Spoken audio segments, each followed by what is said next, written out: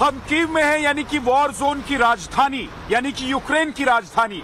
वो यूक्रेन जो कभी भी एक मिनट के लिए अंधेरे में नहीं रहता था, लेकिन रूस के हमलों ने कीव के ही अलावा अलग अलग शहरों में इतने हमले किए जिससे यूक्रेन के कई शहर अंधेरे में समा गए, ब्लैकआउट हो गया। और आपको हम लेकर आए हैं कीव में उस जगह पर जहां पर ड्रोन से अटैक करके ऐसी कंपनी की बिल्डिंग को धराशायी कर दिया गया, पूरी तरीके से नेस्तनाबूद करने की कोशिश की गई रूस की तरफ से, जिसकी वजह से एक मिनट के लिए भी यूक्रेन में अंधेरा नहीं रहता था। आइए हम आपको तस्वीर दिखाते हैं। देखिए, ये डीटेक ग्रुप की कंपनी का ये टावर है और इस टावर में आप देखेंगे ऊपर से लेकर नीचे तक बहुमंजिला ये इमारत है। इसे बिजनेस सेंटर यहाँ पर बोला जाता है क्योंकि इसमें डीटेक ग्रुप की कंपनियां चलती हैं, अलग अलग कंपनियां हैं, चाहे वो थर्मल पावर हो, चाहे वो कोल पावर हो, एनर्जी के हर सेक्टर में ये कंपनी इस देश के लिए बिजली उत्पादन का काम करती है। और यही वजह है कि इस कंपनी में काम करने वाले जो लोग हैं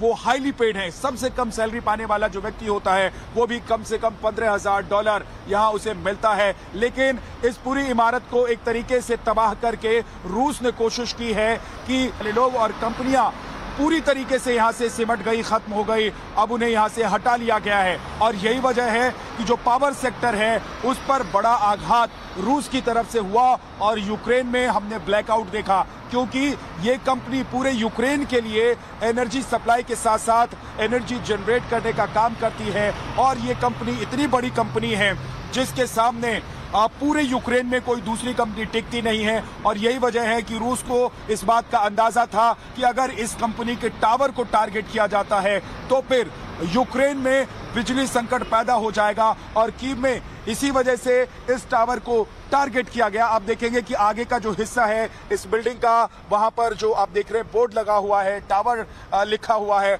उसके नीचे की तमाम जो मंजिलें हैं वो टूट चुकी हैं और ड्रोन्स अटैक किया गया। कई ड्रोन्स यहां पर बम लेकर आए थे जिन्होंने बम गिराया और पूरी इमारत को क्षत विक्षत कर दिया, पूरी इमारत को धराशायी कर दिया। जरा ऊपर की तस्वीर भी दिखाइए, आगे से जरा हम आपको दिखाने की कोशिश करते हैं।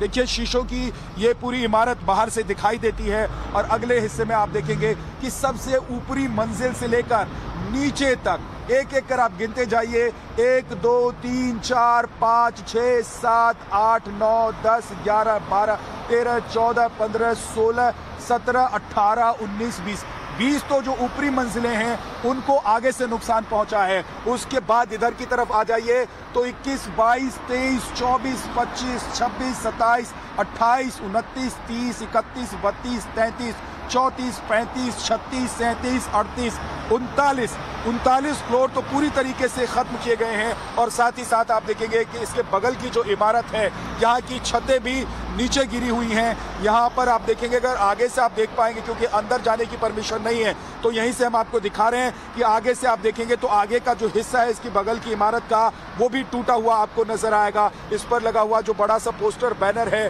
वो आपको फटा हुआ नजर आएगा। और आप देखेंगे कि पीछे, इसके ठीक पीछे एक जो छोटा सा टावर है वो भी टूटा बिखरा हुआ आपको दिखाई दे रहा होगा। तो ये दरअसल जो पूरा अटैक है यूक्रेन के पावर सिस्टम पर अटैक है। दरअसल किसी कंपनी पर रूस की तरफ से ये अटैक नहीं किया गया बल्कि यूक्रेन के पावर बेस पर अटैक किया गया, क्योंकि यही वो कंपनी है जो न सिर्फ यूक्रेन के लिए एनर्जी सेक्टर में सबसे बड़ा काम करती है बल्कि इसके अलावा यूक्रेन से जो बिजली पावर सप्लाई दूसरे देशों को होती थी उन देशों के लिए भी ये बिजली उत्पादन का काम करती थी। लेकिन अब इसका काम कीव में ठप हो गया है, बंद हो गया है। वीडियो जर्नलिस्ट योगेश भारद्वाज के साथ वॉर जोन कीव से विद्यानाथ झा, टाइम्स नाउ नवभारत।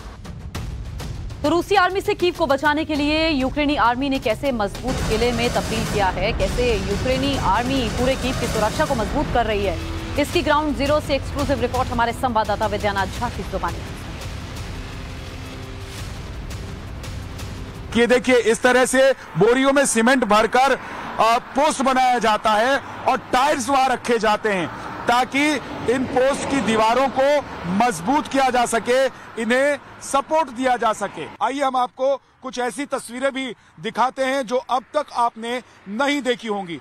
आपने जिस वक्त कीव पर रूस का अटैक चल रहा था उस वक्त देखा होगा कि कैसे बॉटल बम बनाया जा रहा था। और देखिए वो जो बॉटल बम बनाए जाते थे वो उनके सबूत यहाँ पर बिखरे हुए हैं। अब देखिए इस तरीके से बोतल में बारूद भरकर इनको फेंका जाता था। ये देखिए ये बियर वो पोजीशन लेते हैं और यहां से अटैक करते हैं दुश्मन पर। अब मैं ऊपर की तरफ चढ़ रहा हूं और मैं बताना चाहता हूं, आपको दिखाना चाहता हूं कि कैसे यहां नीचे और ऊपर तक देखिए, हालांकि ये मिट्टी जो है वो फिसल रही है लेकिन यहीं से ऊपर तक आर्मी जो है यहां पोस्ट बनाकर अपना पोजीशन लेती है।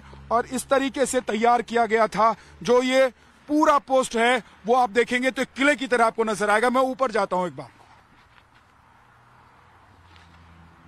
देखिए मिट्टी जो है वो धंस रही है क्योंकि बारिश हुई है, बर्फबारी हुई है तो मिट्टी धंस रही है। लेकिन ये देखिए अब मैं ऊपर आ गया हूं। ये देखिए अब मैं ऊपर आ गया हूं और हम अगर दिखा पाए योगेश तो दिखाइए कि नीचे जमीन से अब मैं जहां पर खड़ा हूं इसकी ऊंचाई कितनी ज्यादा है। कम से कम 12 से 14 फीट की ऊंचाई पर इस वक्त अब मैं आ चुका हूं। और नीचे आप जो देख रहे हैं गड्ढा, ये पोजीशन के लिए है। अगर मान लीजिए नीचे जिस पोस्ट को मैं आपको दिखा रहा हूं उस पोस्ट पर अटैक हो जाता है तो कैसे आर्मी के जो जवान हैं वो ऊपर से दुश्मनों पर हमला करेंगे।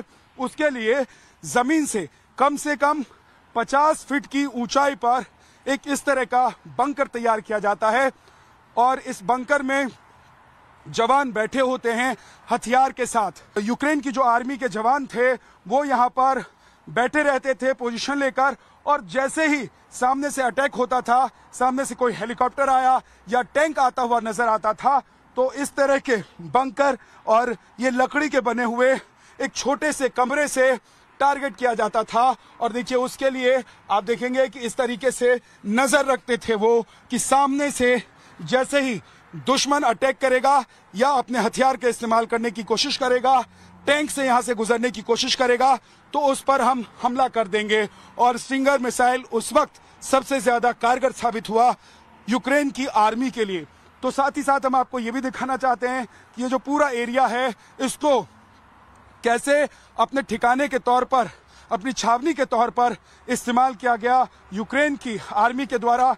पीछे भी आप देखेंगे तो यहाँ पर गड्ढा खोदा गया है मिट्टी को हटाकर और यहाँ के पेड़ पौधों को काट कर रहने के लिए इस्तेमाल किया गया और साथ ही साथ इस पोस्ट को मजबूत बनाने के लिए इस्तेमाल किया गया। वीडियो जर्नलिस्ट योगेश भारद्वाज के साथ वॉर जोन कीव से विद्यानाथ झा, टाइम्स नाउ नवभारत। रात इलाके में रूस ने मिसाइल अटैक किया और उसकी वजह से 6 लोगों की मौत हो गई। हम आपको उन इमारतों की तस्वीरें दिखा रहे हैं जहां पर रूस की मिसाइल आकर गिरी थी। ये देखिए ये पूरी की पूरी इमारत आगे से लेकर पीछे तक के हिस्से को अगर आप देखेंगे तो एक क्षतिग्रस्त है। ये अलग अलग हिस्सों में अगर आप देखें, इसको जरा दिखाइए योगेश, सबसे पहले इधर से शुरू कीजिए और अंत तक दिखाइए कि जितनी भी इसमें मकान में जितने भी फ्लैट्स हैं उन सभी फ्लैट्स में आग लग गई। 6 लोग जो उस वक्त यहां पर मौजूद थे उनकी मौत हो गई। कई लोग इसमें घायल भी हुए थे क्योंकि जिस वक्त यहां पर मिसाइल गिरी थी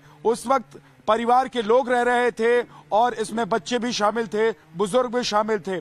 हर बिल्डिंग के फ्लैट में आप देखेंगे कि सब कुछ टूटा हुआ और बिखरा हुआ आपको नजर आएगा। और पीछे की जो हिस्सा है, पीछे का इसकी जो बालकनी है, सारी बालकनी आपको जली हुई नजर आएंगी। तो छत का जो हिस्सा है उस पर आप देखेंगे कि उस छत के ऊपरी हिस्से में आपको न सिर्फ जलने की वजह से, काले धुएं की वजह से वहां पर निशान नजर आएंगे, बल्कि जो छज्जे हैं वो भी टूटे हुए और बिखरे हुए नजर आएंगे। दरअसल यहां पर क्योंकि जो इमारत है वो पूरी तरीके से जर्जर है, इसलिए यहां से अंदर जाने में, इस इमारत के अंदर जाने के लिए रोक लगा दी गई है। और अभी हमले के बाद एक बार फिर से यहां पर जो मलबा है उसको हटाने का काम शुरू किया गया है ताकि जो लोग इस घर में रहते थे उनको फिर से वापस यहां आकर रहने का मौका मिल सके। लेकिन ये जो बिल्डिंगें हैं वो पूरी तरीके से बर्बाद हैं। एक तो ये बिल्डिंग है और दूसरी बिल्डिंग इस तरफ है जिसे आप देख सकते हैं।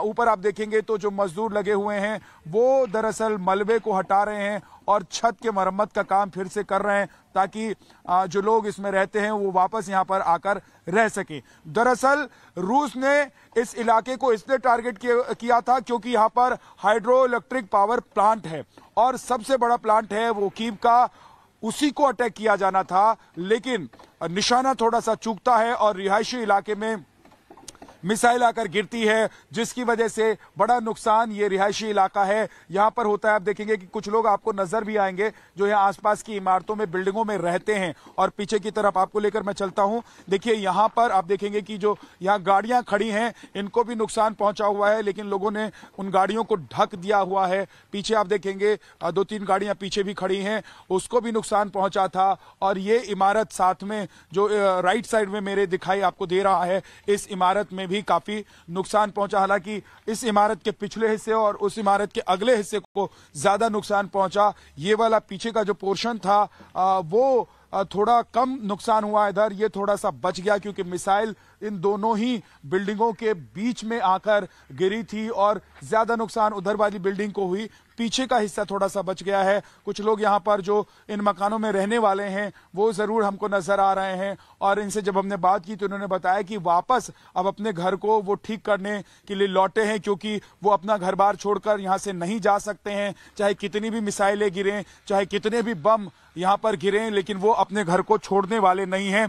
तो एक ये जज्बा भी है, अपने देश, अपने घर, अपनी जमीन को लेकर लोगों का प्रेम भी है, लेकिन कीव को टारगेट किया जा रहा है और कीव पर नजर रूस, खासतौर से पुतिन जो राष्ट्रपति हैं उनकी नजर कीव पर गड़ी हुई है। और इसीलिए चाहे कीव पर मिसाइल अटैक हो, ड्रोन से अटैक हो या फिर बेलारूस के बॉर्डर से फिर एक बार यहां पर हमला करने की तैयारी की बात हो, लगातार इस बात की कोशिश चल रही है कि यूक्रेन के ताज कहे जाने वाले कीव पर अटैक किया जाए। वीडियो जर्नलिस्ट योगेश भारद्वाज के साथ वॉर जोन कीव से Vidyanath Jha, times now Navbharat. Ukraine की राजधानी कीव में यूक्रेन का सबसे बड़ा बगोमोलित्स मेडिकल यूनिवर्सिटी, जहां कभी भारतीय छात्रों से गुलजार रहता था, आज वहां सन्नाटा पसरा हुआ है। अभी यूक्रेन के इस बड़े मेडिकल कॉलेज का मौजूदा हाल क्या है, ग्राउंड जीरो से एक्सक्लूसिव जानकारी दे रहे हैं मेरे सहयोगी विद्यानाथ झा। मैं इस वक्त हूं बोगोमोलिस नेशनल यूनिवर्सिटी कीव में। दरअसल ये साइंस यूनिवर्सिटी है, मेडिकल यूनिवर्सिटी है। और जरा मैं आपको इसकी तस्वीर दिखा देता हूं, उसके बाद आपको ये भी बताऊंगा कि आखिर कीव में जब मैं पहुंचा तो मुझे क्यों लगा कि जरूरी है कि इस यूनिवर्सिटी के बारे में मैं आपको दिखाऊं और बताऊं। दरअसल इससे दशकों से भारतीय छात्रों का रिश्ता जुड़ा हुआ है। यहाँ दशकों से भारतीय छात्र मेडिकल की पढ़ाई करने के लिए आते हैं और यहाँ पढ़ाई करके न सिर्फ यूक्रेन में बल्कि हिंदुस्तान के बड़े बड़े हॉस्पिटल्स और देश के अलग अलग हिस्सों में वो उपचार करते हैं, लोगों का इलाज करते हैं। और यही नहीं, दुनिया के अलग अलग देशों में जाकर वो मेडिकल प्रैक्टिस करते हैं। लेकिन अब देखेंगे कि इस यूनिवर्सिटी में सन्नाटा पसरा हुआ है और यहाँ पर जो पढ़ाई लिखाई का काम है, वो सब रिसर्च का जो काम है, वो सब कुछ बंद पड़ा हुआ है। जब इस युद्ध की शुरुआत हुई थी तो यहाँ पढ़ने वाले तमाम छात्र, हिंदुस्तानी छात्र जो मेडिकल की पढ़ाई करने के लिए यहाँ पर आए थे, वो लौटकर अपने देश चले गए। ऑपरेशन गंगा के जरिए ऐसे छात्रों का रेस्क्यू किया गया और उन्हें हिंदुस्तान वापस ले जाया गया।